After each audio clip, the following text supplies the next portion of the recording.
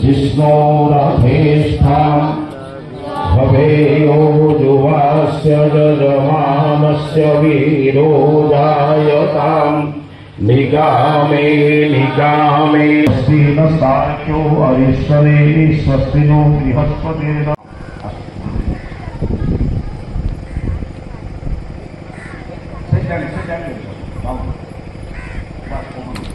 बोलो ओम भुजा की, बोलो ओम भुजा की, बोलो सत्य सनातन पवित्र वैदिक मानव धर्म की, मर्यादा पुरुषोत्तम श्री रामचंद्र की, जोगेश्वर श्री कृष्ण महाराज की, विश्व के सभी मेले पुरोहितम यज्ञस्य देव वृत्विजम होतारम रत्नघातमम् अग्नेनयश्च पधाराय अस्मान् विश्वानि देववयुधानि विद्वान् युयुधस्माजुहुराणमेनो भूयिष्ठां ते नमुक्तिं विधेम। ओम इमां रक्षयामि भुवनस्य नाभि पशुर्धारं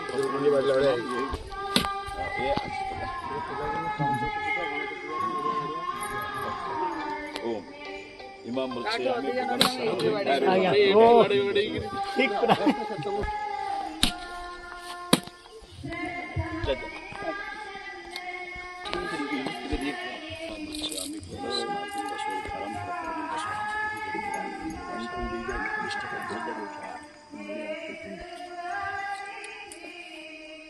सौभगाय आत्मा शिशु आक्रांतत्वा गावो धेनवो वास्यमाना ओम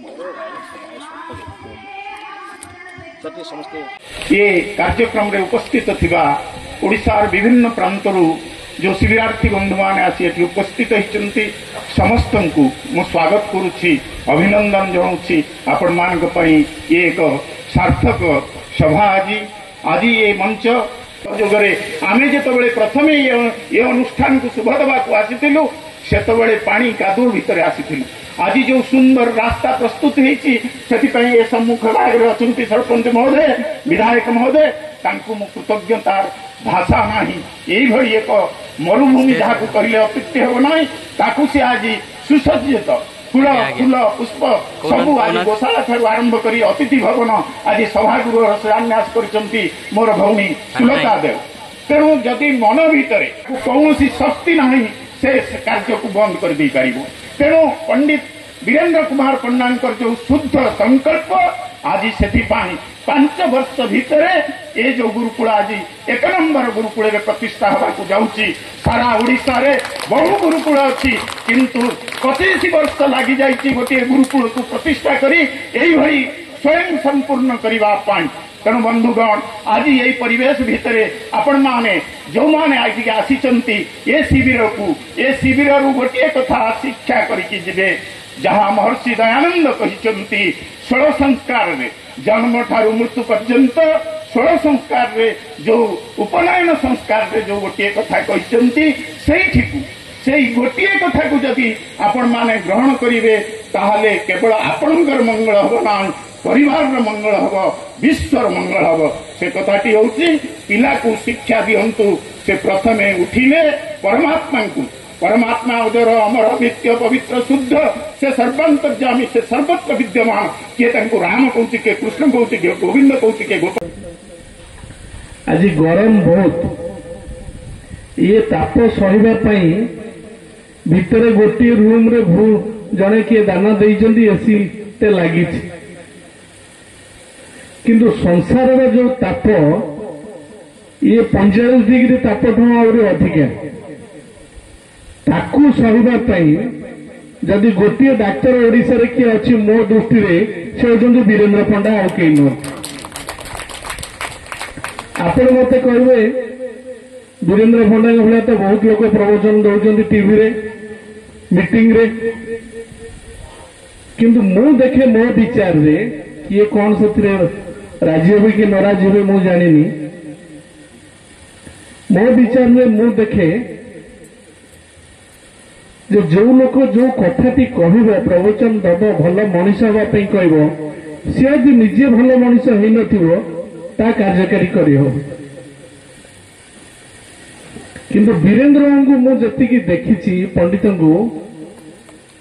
सी जीवन शैली जीवन चर्या जेभली थांती कथबार्ता सहित तालमेल एकाठी रहे से सी जो कथाटी कहती से कथाटा टिके साधारण लोकों ऊपर प्रभाव पड़े मो आलोचना रखा चाहूनी तांकर तो असुविधा किसी नहीं घर द्वार जमी बाड़ी सब अच्छी परिवार अच्छी भल परिवार टी ता सत्वे खरारे आसी बसिकी गोशाला तैयारी करछन्ती कहीं अतिथि भवन तैयारी करछन्ती प्रदीप भाई भिकारी भाई की धरिकी सीए चाहूंती सीए काली चली जाई पारंती किंतु ओडिशा रे आउ किछि वीरेंद्र पंडा तैयारी होइकरी जांतु जो माने समाज को ठिकणा बाटरे नेबे आमर समस्या तो सेया हेछि वर्तमान आमे भाषण बेला लोकों संख्या अधिका हो जाए किंतु भाषण देकरी काम करबा लोकों संख्या कमी जाए तेणु आज जो कथा आर्य बाबू प्रथम कहते भाग्य नथिले साधु दर्शन हबनी सत्संग तमें पहुंची पारिबनी तेणु आज मुझे जी पाखे बाँ पटे डाण पटे सब अच्छा सब भल मनीष आपण विधायक भर आउ जड़े तेणु मु कही रखुची ये कार्यक्रम आगे चलो प्रभु निकट में प्रार्थना जो समस्त साहाय्य सहयोग रहू वीरेंद्र बाबू सुस्थ रुहतु